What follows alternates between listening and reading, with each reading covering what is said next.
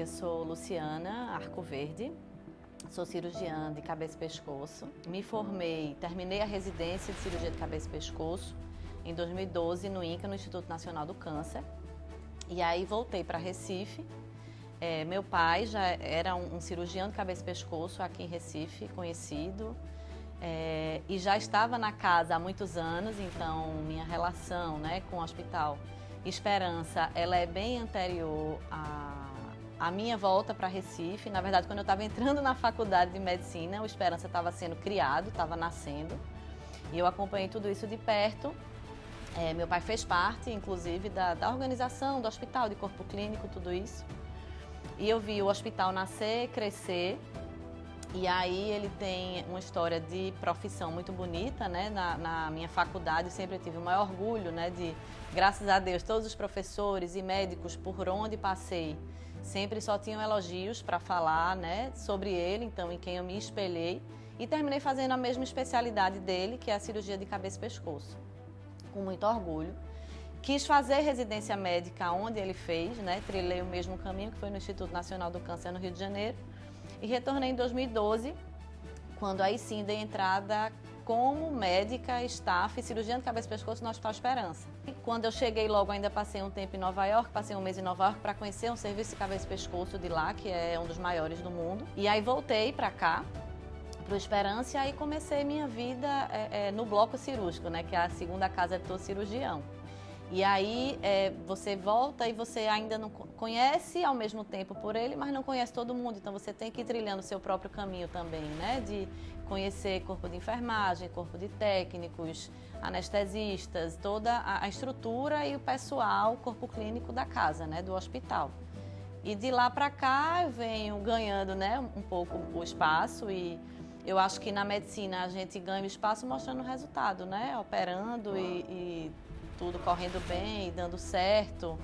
E no começo era engraçado porque a indicação era: vá para a doutora Luciana, filha do doutor Leonardo, ou vá para a doutora, mas tem doutora Luciana. A indicação era das secretárias muitas vezes, né? Tem a filha, né? Vá para uma consulta mais perto, mais rápido.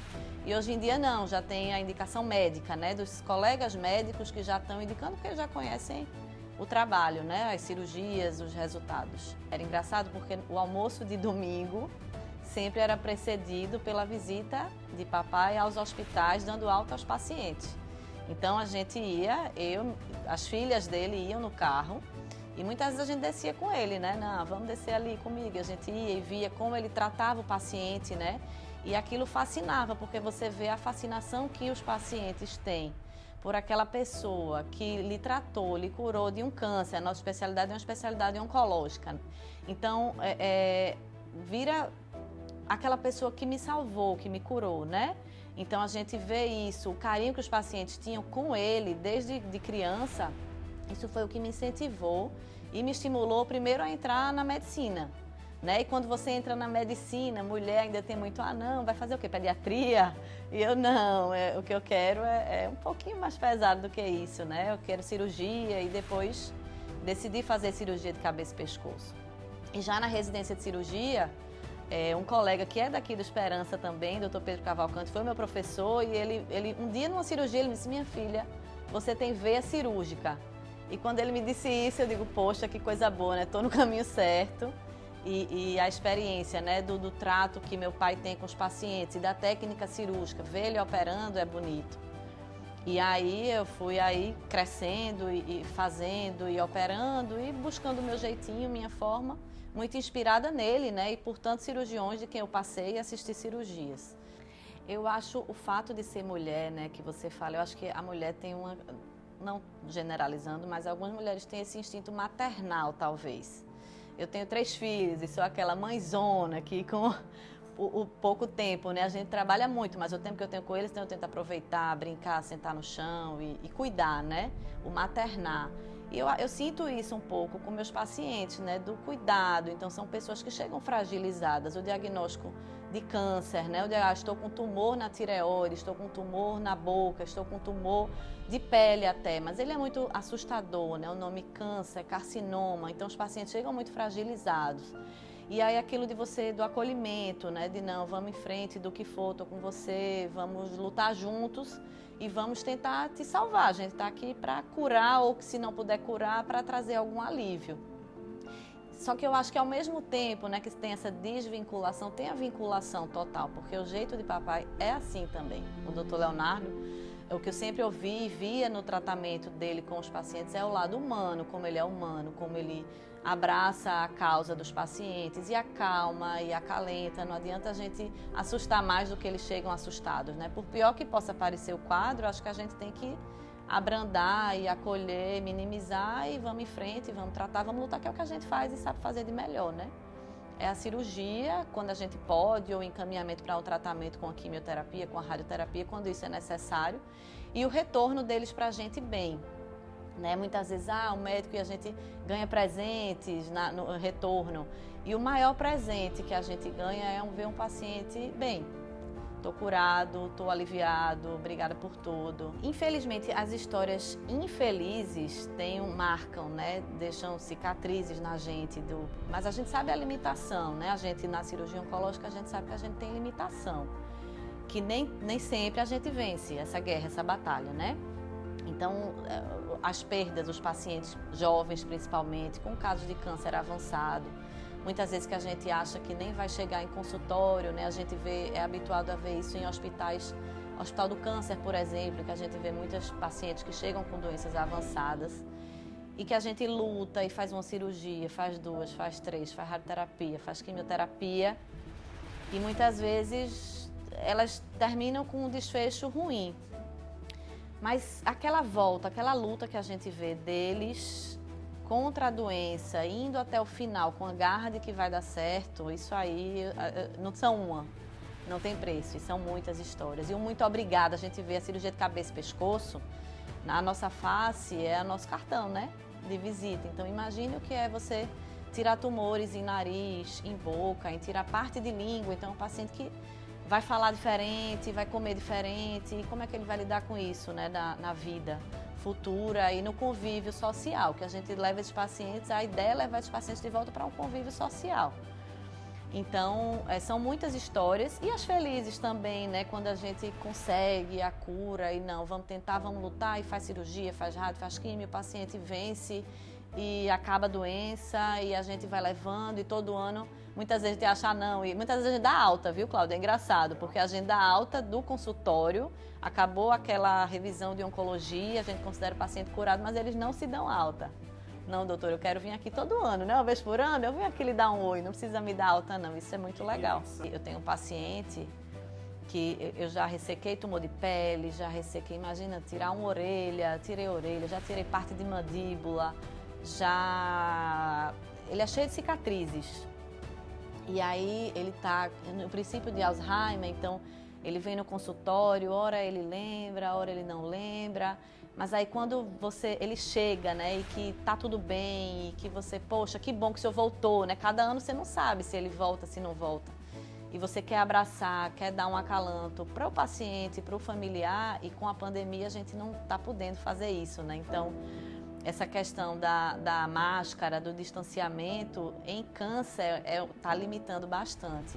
E um fato engraçado, eu tive uma paciente que comprou uma capa de chuva. Ela disse, doutora, eu não podia deixar de lhe dar um abraço. Então, ela tem 83 anos, se vestiu todinha, colocou a capa de chuva amarelinha dela, de máscara, botou a capa, o capuz, chegou com a capa de chuva e eu tenho que lhe dar um abraço, e me deu um abraço e disse, não, eu não vou deixar de lhe abraçar por conta disso, não. E isso eu achei fantástico. O Hospital Esperança, ele é um hospital extremamente bem localizado. Ele tem uma estrutura excelente, né, verticalizada, com um bloco cirúrgico que funciona perfeitamente bem, uma equipe excelente de enfermagem, de chefia médica, de técnicos de enfermagem, de salas de cirurgia, do material cirúrgico correto, adequado, as estruturas de quarto, as reformas recentes que foram feitas, todas agregaram bastante ao hospital. O meu comparativo é muito com o Rio de Janeiro, né, que eu fiz a residência médica no Rio de Janeiro, E conheci lá a rede pública, a rede privada, e acho que a gente não deixa nada a desejar. Já conheci hospitais em São Paulo também, de estrutura, acho que a gente não perde para nada.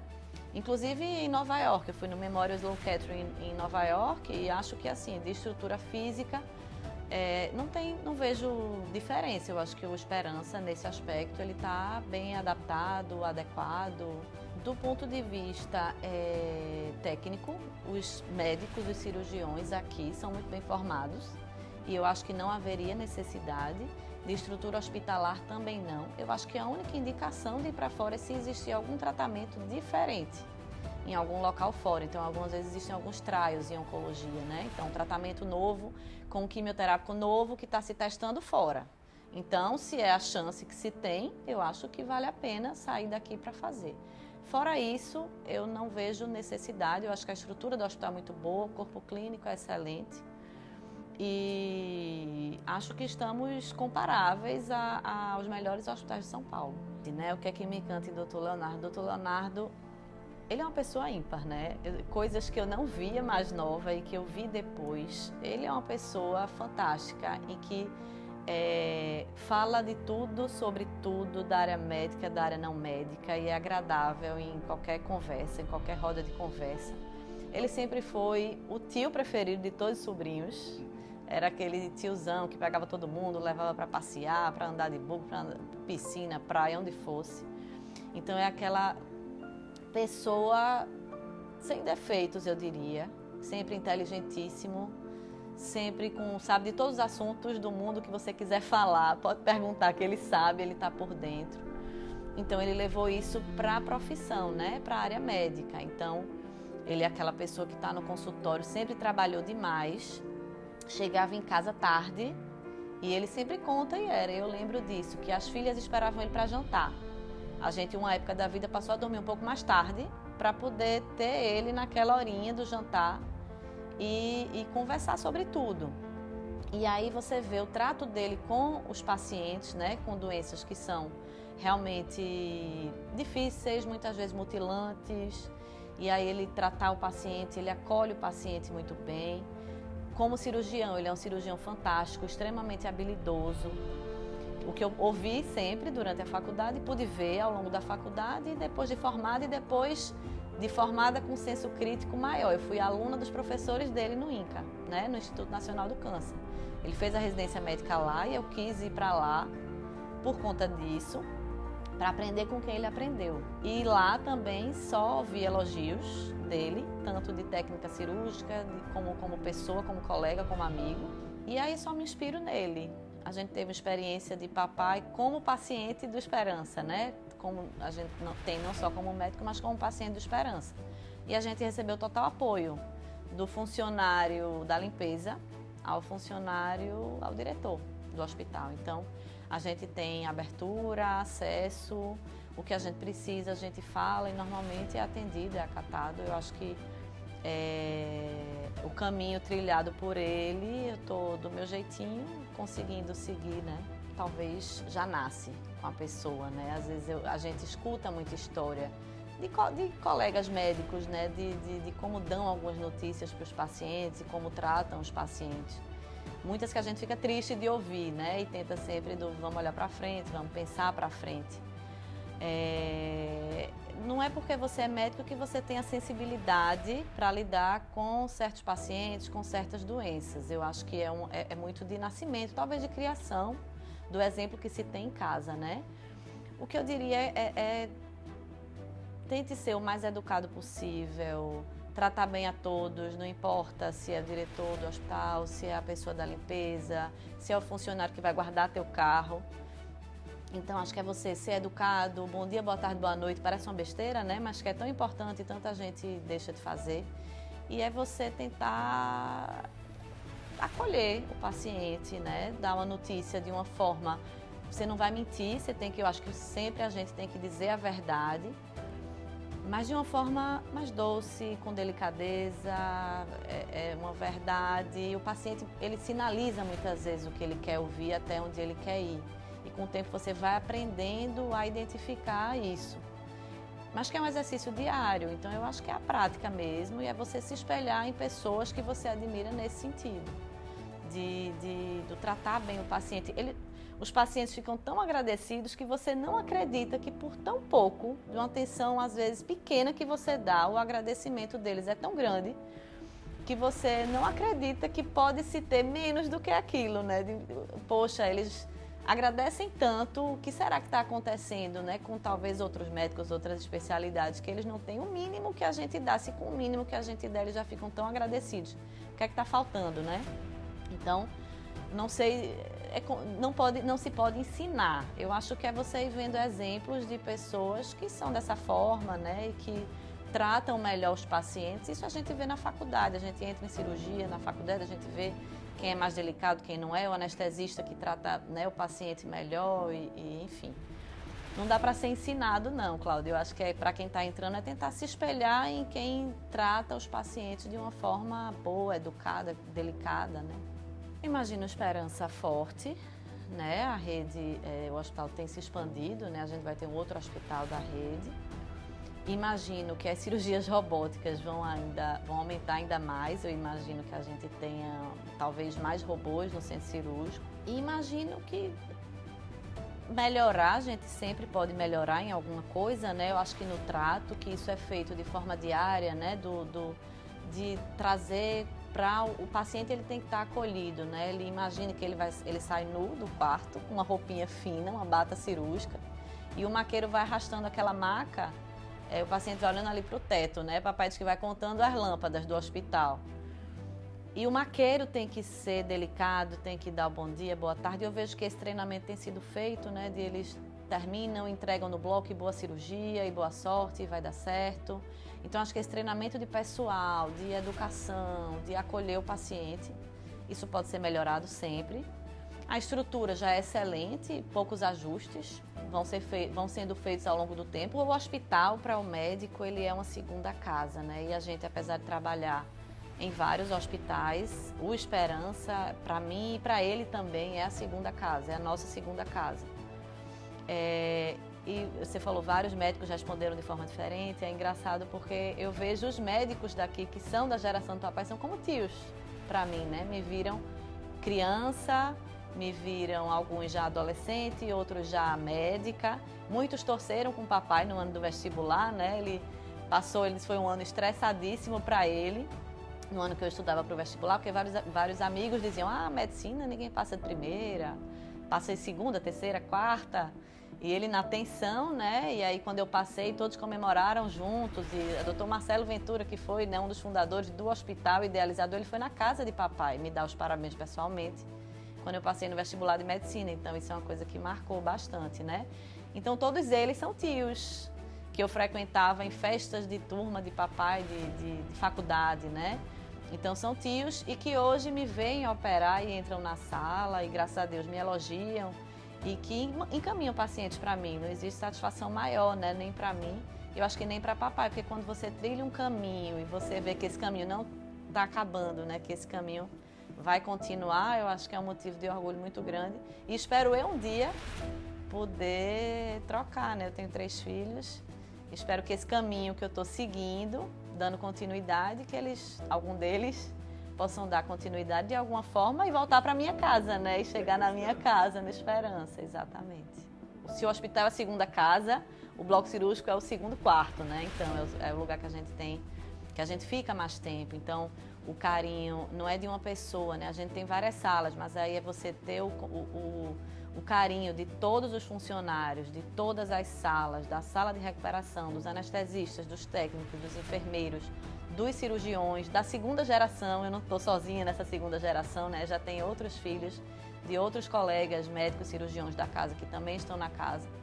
Então isso é muito bacana, a gente poder trabalhar num ambiente assim.